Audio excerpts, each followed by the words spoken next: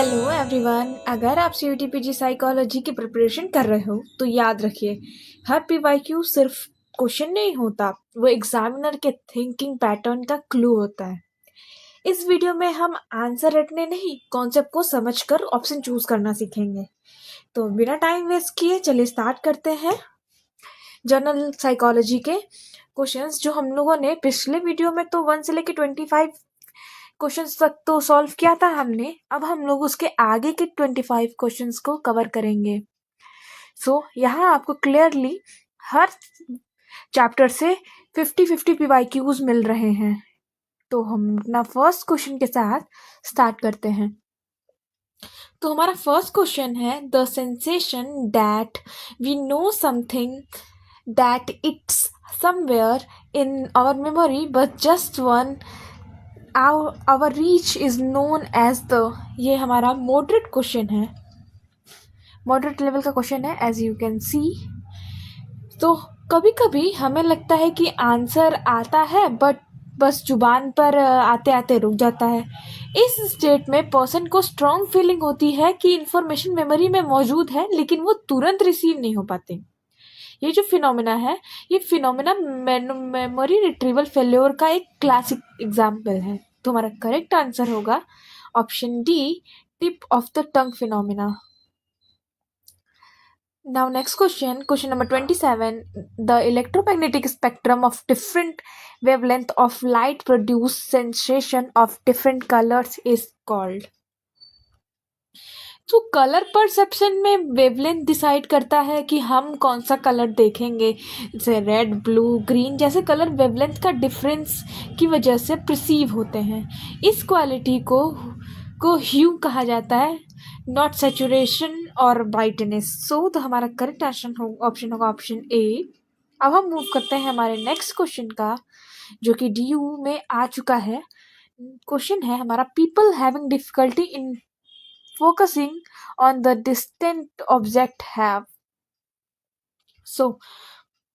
जब पर्सन दूर की चीजें क्लियरली नहीं देख पाता है पर पास की चीजें ठीक से देखता है तो इस कंडीशन को नियर साइटेडनेस कहते हैं। साइकोलॉजी और विजन साइंस में इसे मायोपिया कहा जाता है।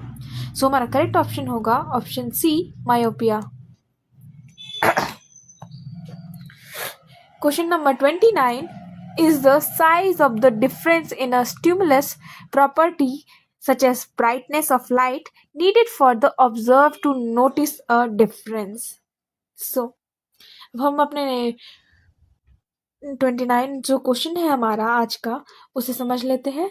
ये क्वेश्चन साइको फिजिक्स से रिलेटेड है, मतलब मिनिमम डिफरेंस जो नोटिस हो जाए बिटवीन टू स्टिमुलाई को जस्ट नोटिसेबल डिफरेंस कहते हैं। वेबर लॉ इसी कॉन्सेप्ट पे बेस्ड है। इसमें हमें एक और कॉन्सेप्ट मिलता है, वेबर्स लॉ, जो हमारे इस पे ही बेस्ड है। हमारा करेक्ट ऑप्शन होगा option C, just noticeable differences. Sorry. Question number 30. After sound waves pass through the auditory canal they reach the. Sound wave सबसे पहले ऑडिटरी कैनल से होकर ईयरडम, जिसे टिम्पैनिक मेम्ब्रेन कहते हैं, तक पहुंचती है। ईयरड्रम वाइब्रेशंस को मिडल ईयर बोन्स तक ट्रांसफर करता है। हमारा करेक्ट ऑप्शन होगा ऑप्शन ए, ईयरड्रम। अभी तक तो हम लोगों ने कवर किया सेंसेशन के क्वेश्चन को, हम लोग यहाँ पे फिनिश कर रहे हैं। अब हम यहाँ स्टार्ट करने वाले हैं परसेप्शन। नेक्स्ट हमारा जो टॉपिक है वो है हमारा परसेप्शन। हम स्टार्ट करते हैं यहाँ से। Misinterpretation resulting from mid interpretation of information received by our sensory organs are known as. जब रियल स्टिमुलस प्रेजेंट होता है लेकिन हम उसे गलत तरह से इंटरप्रेट कर लेते हैं तो उसे इल्यूजन कहते हैं। हेल्यूसिनेशन में स्टिमुलस ही नहीं हो, जबकि इल्यूजन में स्टिमुलस रियल होता है। हमारा करेक्ट ऑप्शन होगा इल्यूजन। अब हम मूव करते हैं हमारे नेक्स्ट क्वेश्चन की तरफ। Question number 32. According to gestalt psychologist, doctrine is the correspondence between psychological or conscious experience and underlying brain experience. तो गेस्टॉल साइकोलॉजी के मुताबिक मेंटल एक्सपीरियंस और ब्रेन एक्टिविटी के बीच स्ट्रक्चरल सिमिलैरिटीज होती हैं। इस कॉन्सेप्ट को हम लोग बोलते हैं आइसोमॉर्फिज्म। सो हमारा करेक्ट ऑप्शन है option D. Next question, which one of the following is not a molecular clue of depth perception? So molecular जो क्यूज एक आंख से डेप्थ जज करने में हेल्प करते हैं, से linear perspective, motion parallax, relative size, ये सब चीज़ें आती हैं। तो कन्वर्जेंस में दोनों आंखों का यूज होता है, इसीलिए ये बाइनोकुलर क्यू है। तो हमारा करेक्ट ऑप्शन होगा ऑप्शन सी। तो हम मूव करते हैं नेक्स्ट क्वेश्चन की तरफ। विच one of the following is not not, आप ध्यान देना, इसमें नॉट पूछा है, लॉ ऑफ परसेप्चुअल ऑर्गेनाइजेशन। तो गेस्टॉल्ट लॉ में प्रॉक्सिमिटी, सिमिलैरिटीज, कॉमन रीजन आते हैं, लेकिन लॉ ऑफ जो रिलेटिव साइज डेप्थ परसेप्शन से रिलेटेड है, तो गेस्टॉल्ट ऑर्गेनाइजेशन लॉ नहीं है। सो हमारे ये तीनों तो हमारे जो है कि वो हमारे गेस्टॉल्ट से रिलेटेड है, बट जो हमारा ऑप्शन ए है ये हमारा करेक्ट ऑप्शन होगा, क्योंकि ये हमारे परसेप्शन से रिलेटेड है।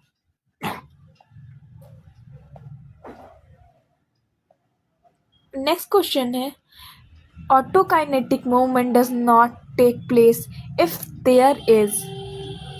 सो ऑटोकाइनेटिक इल्यूजन अंधेरे में होता है जब कोई रेफरेंस पॉइंट नहीं होता। अगर फिक्स फ्रेम जो ऑफ रेफरेंस मिल जाए तो इल्यूजन डिसअपेयर हो जाता है। सो हमारा करेक्ट ऑप्शन होगा option D, fixed frame of reference. Next question है question number 36, because of you may perceive a red ball on the kitchen table as an apple. यहाँ परसेप्शन, एक्सपेक्टेशन और prior जो knowledge से guided हो रही है। Brain पहले से स्टोर इन्फॉर्मेशन यूज करके स्टिमुलस को इंटरप्रेट करता है, इससे टॉप डाउन प्रोसेसिंग कहते हैं। तो हमारा इसका करेक्ट ऑप्शन होगा option A, top down processing. Next question है हमारा, when you see your professor in the supermarket you have trouble recognizing him, what best explain this. So अब इसको समझ लेते हैं। हम लोग चीज़ों को फेमिलियर कॉन्टेक्स्ट में ज़्यादा इजीली रिकॉग्नाइज करते हैं। प्रोफेसर को क्लासरूम कॉन्टेक्स्ट में देखने की आदत होती है, सुपरमार्केट में नहीं। इसीलिए हमारा करेक्ट ऑप्शन हो जाएगा option B, a familiar stimulus in an unfamiliar context is difficult to recognise. Next question है question number 38, perceiving a large text object as a cow fills which function of perception? So यहाँ object को identify और नाम दिया जा रहा है, तो परसेप्चुअल प्रोसेसिंग जो प्रोसेस रिकॉग्निशन कहलाता है। तो हमें इसका करेक्ट ऑप्शन हो जाएगा ऑप्शन बी।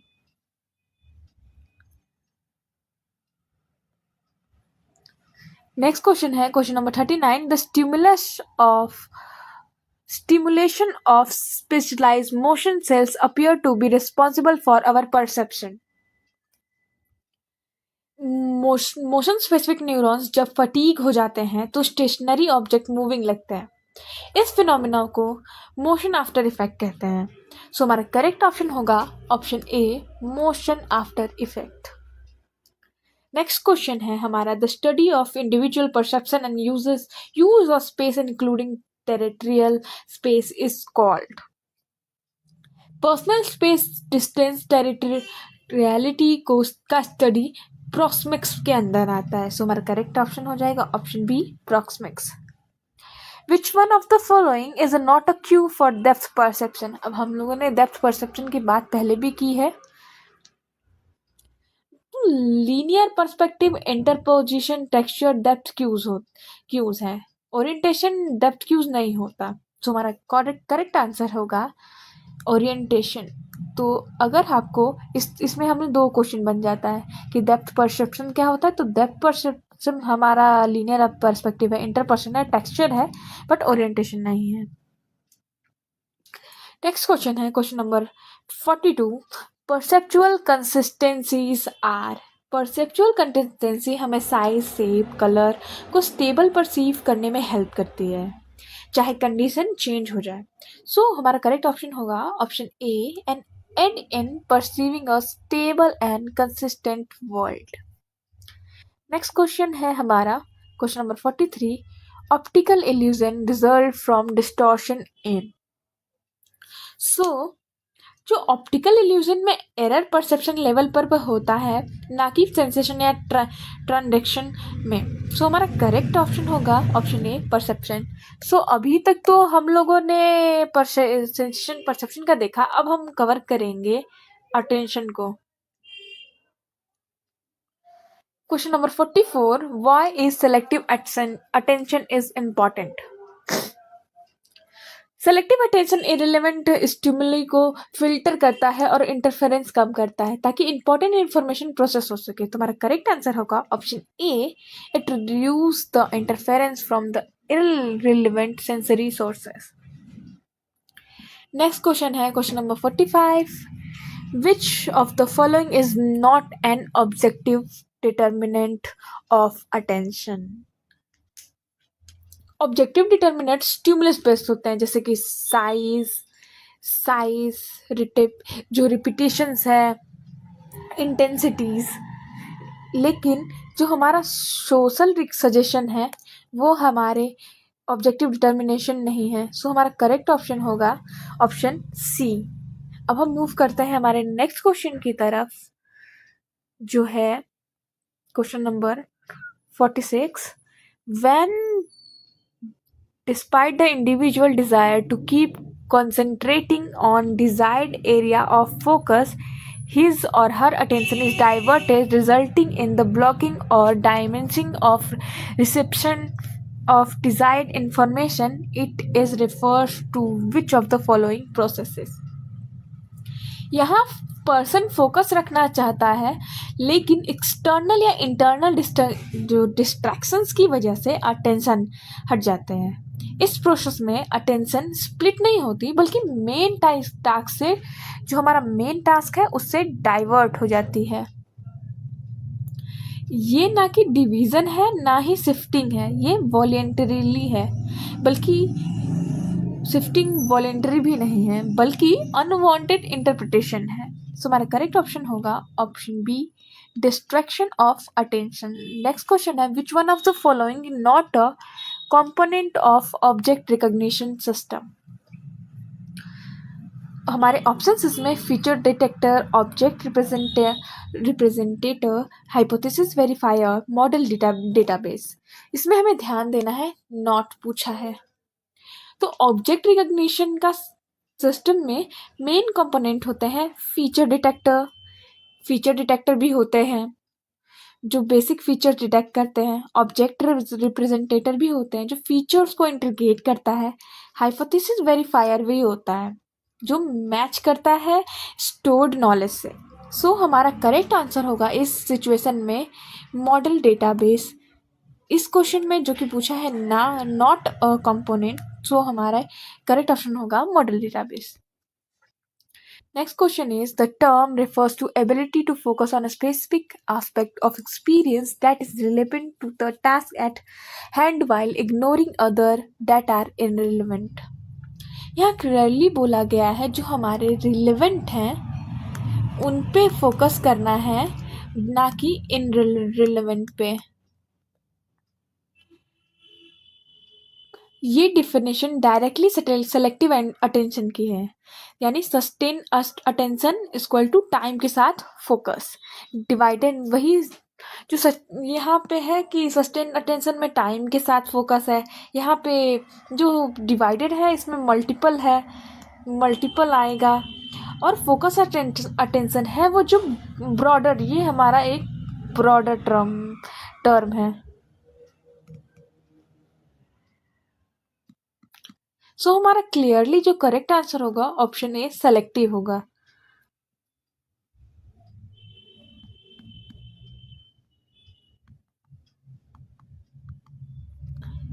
एक मिनट में इसको क्लियर लिख देती हूँ।